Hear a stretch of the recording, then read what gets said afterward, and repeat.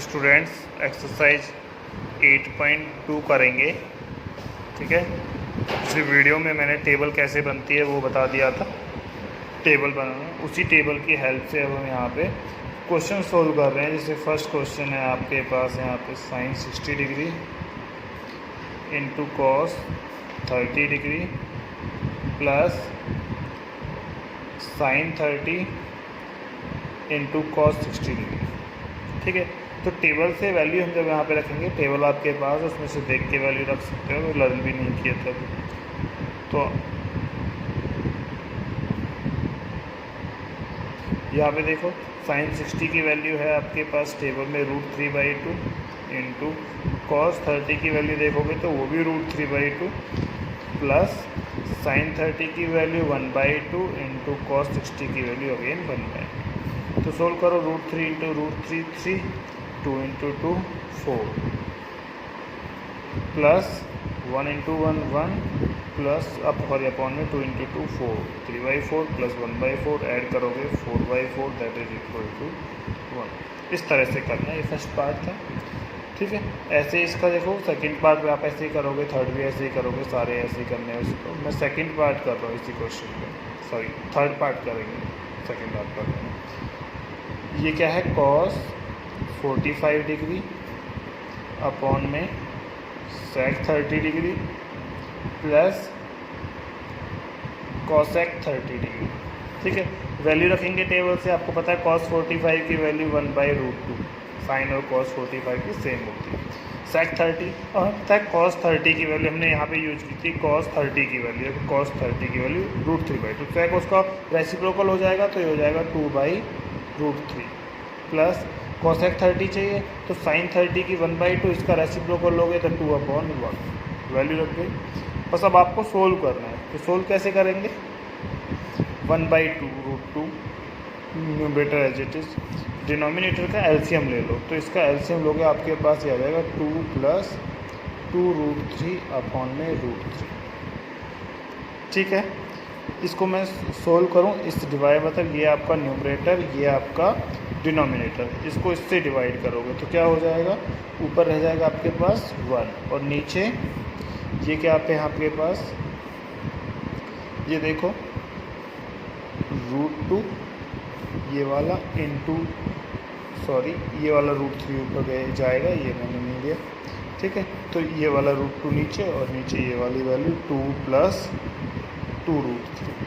ठीक है, अभी और थोड़ा सा सिंप्लीफाई करते हैं। ये वाला √3 मैंने एज इट इज लिखा।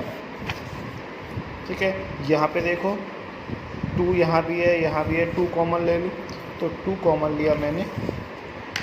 ये पेज उठ रहा है, एक बार इसे रोकते हैं।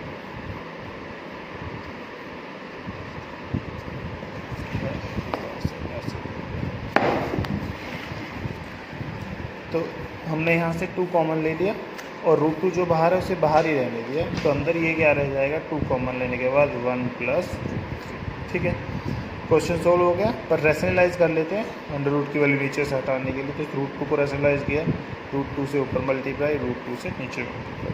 इसके लिए मल्टीप्लाई करूँगा, सॉरी रैशनलाइज करने के लिए 1 माइनस √3 से ऊपर मल्टीप्लाई और 1 माइनस √3 से नीचे। तो इस टर्म के लिए भी रैशनलाइज हो गया, इसके लिए भी। बस अब सोल्व करो, ऊपर वाली टर्म्स को मल्टीप्लाई, √3 इंटू √2 √6 को 1 से मल्टीप्लाई किया तो √6 ही रहेगा, और √6 को √3 से मल्टीप्लाई करूँगा तो √18, यहाँ माइनस का साइन था वो माइनस। अब यहाँ पे देखो ये वाला 2 as it is, √2 into √2 2 into 1 plus √3 into 1 minus √3 करोगे तो 1 माइनस 3, क्योंकि a square minus b square का फॉर्मूला लगाऊंगा, 1 इंटू 1 1 का स्क्वायर 1, √3 का स्क्वायर 3। तो ये क्या हो जाएगा, ऊपर से मैंने माइनस कॉमन ले लिया तो ये उल्टा हो गया, √18 आ गया, √6 को पीछे लिख दिया। और यहाँ पे 1 माइनस 3 -2 इंटू 2 -4 -4 इंटू 2 -8, माइनस से मैंने माइनस कैंसिल कर दिया, ये तुम्हारा आंसर। ठीक है, इस तरह से करना है। अभी जैसे हम यहाँ पे और आगे करना चाहें तो एक पार्ट और शुरू कर लेते हैं, यहीं पे देख लेते हैं, जैसे 5th पार्ट इसका। ठीक है, अब 5th पार्ट क्या है, 5 cos square 60 degree plus 4 sec square 30 डिग्री माइनस टेन स्क्वायर 45 डिग्री।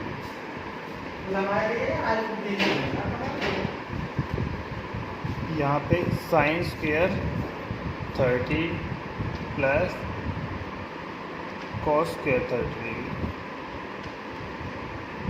अब यहाँ पे देखो वैल्यू रखो आप वही टेबल से value 5 as it is. Cos 60 की वैल्यू हमें पता है 1/2, स्क्वायर करूँगा तो 1/4 प्लस 4 सेक 30 की वैल्यू हमें पता है cos 30 √3/2, उसका उल्टा किया 2/√3 और उसका स्क्वायर करोगे तो 4/3, 2/√3 का स्क्वायर माइनस tan 45 की वैल्यू 1 और 1 का स्क्वायर 1 होता है। नीचे देखो साइन 30 की वैल्यू 1/2, उसका स्क्वायर कर दो प्लस cos 30 की वैल्यू √3/2, इसका भी स्क्वायर कर दो। वैल्यू रखते अब सिंप्लीफाई करते हैं। ये हो गया आपके पास 5/4, 4 × 4 16/3 हो गया माइनस 1 अपॉन में यहाँ पे क्या होगा 1/2 का स्क्वायर 1/4 प्लस √3/2 का स्क्वायर 3/4। तो अब यहाँ पे देखो 1/4 प्लस 3/4 तो 1 हो गया, तो डिनोमिनेटर में तो 1 ही रह गया। ऊपर वाले में एलसीएम ले लेते हैं, 4 और 3 का एलसीएम लोगे 12, तो ये 3 5 जा 15, 16 4 जा 64, यहाँ 1 से मल्टीप्लाई करोगे तो ये 12। ठीक है, तो इसे सोल्व करोगे, सोल्व करो इसे, तो सोल्व करके ये आपके पास रह जाएगा 67/12। ठीक है, तो ये आंसर होगा आपके पास। ये क्या है 67/12 है। कैसे हुआ 15 - 12 करूँगा 3 + 64 67 अपॉन में ये वाला टर्म डिनोमिनेटर में बनता है। तो आपका फर्स्ट क्वेश्चन किया है ऐसे हमने। अगला क्वेश्चन देखते हैं। अब यहाँ पे देखो इस एक्सरसाइज में ये फर्स्ट क्वेश्चन जो सोल्व करना था। सेकंड क्वेश्चन में आपको ऑप्शन दिए हुए हैं, करेक्ट आंसर चूज़ करना है, यानी एमसीक्यूज हैं ये। तो इसका सेकंड क्वेश्चन का फर्स्ट वन आपको सोल्व करके ही पता चलेगा। तो 2 tan 30 डिग्री अपॉन में 1 + tan स्क्वायर 30। ठीक है, इसकी वैल्यू क्या होगी, तो 2 × tan 30 की वैल्यू आपको पता है 1/√3, नीचे 1 + tan 30 की वैल्यू अगेन 1/√3, स्क्वायर करोगे तो 1/3, तो ऊपर हो गया 2 × 1/√3 2/√3, 1 + 1/3 दैट इज़ 4/3, तो 2 × 1 = 2, 2 × 2 = 4। ठीक है, ये 3 ऊपर चला जाएगा तो 3 ऊपर। ठीक है, यहाँ पे इन दोनों नीचे मल्टीप्लाई होकर 2 × √3। ठीक है, अब यहाँ पे देखो 3 को √3 से डिवाइड करो तो ऊपर रह गया √3, नीचे ये वाला 2। ठीक है, तो √3/2। अब ऑप्शन जो क्वेश्चन में है इसके वो देखो, ऑप्शन में आपको दिया हुआ है sin 60। sin 60 की वैल्यू होती है √3/2, आपका आ रहा है √3/2, तो दैट इज इक्वल टू हो गया sin 60, यानी करेक्ट आंसर हो गया इसका ए। तो ऑप्शन जो ए है वो है आपका करेक्ट आंसर। इस तरह से सेकंड पार्ट इसका देखते हैं क्या दिया हुआ है। तो ये आपके पास दिया हुआ है 1 - tan स्क्वायर 45 डिग्री अपॉन में 1 + tan स्क्वायर 45। 1 को तो कोई वैल्यू रखनी नहीं, 1 तो 1 रहेगा, tan 45 की वैल्यू 1 और 1 का स्क्वायर 1, नीचे भी 1 + tan 45 की वैल्यू 1, 1 का स्क्वायर करोगे तो ये हो गया 0/2 दैट इज़ 0। अब ऑप्शन में क्या है, ऑप्शन में दिया हुआ है आपको यहाँ पे देखो tan 90 इन्फिनिटी होता है तो ये गलत, 1 ये भी नहीं, हमारा 0 आ रहा है, sin 45 1/2 सॉरी ये भी गलत, तो क्या ऑप्शन है 0। तो ऑप्शन आपका हो गया यहाँ पे ऑप्शन होगा डी जो करेक्ट आंसर। अब इसका थर्ड पार्ट देखो।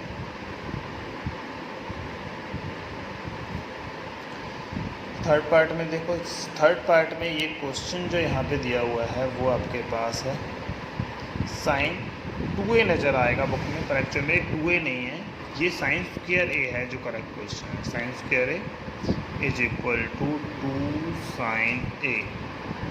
ठीक है, तो अब हम क्या करेंगे, यहाँ पे साइन स्क्वायर ए है, तो इधर यहाँ पे एक पावर से ये कैंसिल कर दो, तो ये हो जाएगा साइन ए इक्वल टू 2।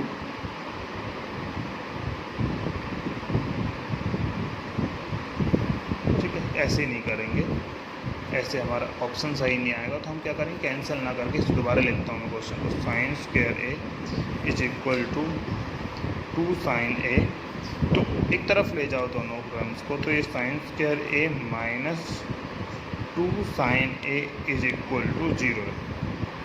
तो यहाँ से साइन ए कॉमन ले लो आप, साइन ए कॉमन लिया तो यहाँ पे साइन ए की एक टर्म रह गई, sine a minus 2 is equal to 0। अब दो टर्म्स, एक ये और एक ये, इनका प्रोडक्ट 0 है। प्रोडक्ट 0 कब होता है, दोनों में से एक 0 होनी चाहिए, देयरफॉर साइन ए 0 होगा या तो, या फिर साइन ए माइनस 2 0 होगा। अब पहले मैं ये वाला पार्ट करता हूँ, तो यहाँ से साइन ए की वैल्यू निकालोगे, दैट इज इक्वल टू, मैंने पहले भी बताया था, आपने टेबल में भी देखा है, साइन की वैल्यू -1 और +1 के बीच में लाई करती है।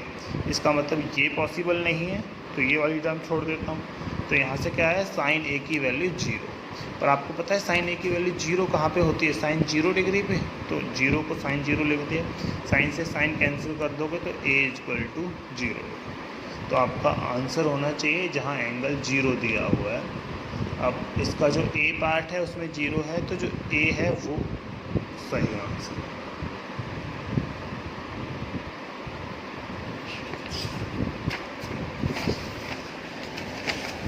और करते हैं, ठीक है, इसका नेक्स्ट पार्ट देखते हैं, फोर्थ पार्ट। इसका फोर्थ पार्ट देखो, फोर्थ पार्ट में again 2 tan 30 upon 1 minus ten square 30 दिया हुआ है। तो फिर से वही फर्स्ट पार्ट में भी यही था, बस बीच में प्लस माइनस का डिफरेंस है। तो वैल्यू तो वही 2 × tan 30 की वैल्यू 1/√3, 1 माइनस टेन 30 की वैल्यू अगेन 1/√3 पर स्क्वायर करोगे तो 1/3 होगा। तो ये हो जाएगा ऊपर 2/√3 और नीचे 1 माइनस 1/3 होगा, तो 2/3। इस 2 से ये 2 कैंसिल, ये 3 ऊपर चला गया तो 3/√3। अब 3 से √3 को डिवाइड, 3 को √3 से डिवाइड कर रहा हूँ तो √3 रह गया। अब √3 देखो ऑप्शन में से किसकी वैल्यू होती है, ऑप्शन है ये cos 60, sin 60, tan 60 और sin 30। किसकी वैल्यू होती है ये, tan 60 की, तो that is equal to tan 60। तो आपका सी जो ऑप्शन है, सी जो ऑप्शन है वो आपका सही है। ठीक है, इस तरह से ये हो गया। अभी इसमें 2 क्वेश्चन और हैं, वो भी मैं इसी वीडियो में कर रहा हूँ। तो थर्ड क्वेश्चन इस एक्सरसाइज का, थर्ड क्या है यहाँ पे, ये है tan a + b is equal to √3। ठीक है, and tan a minus b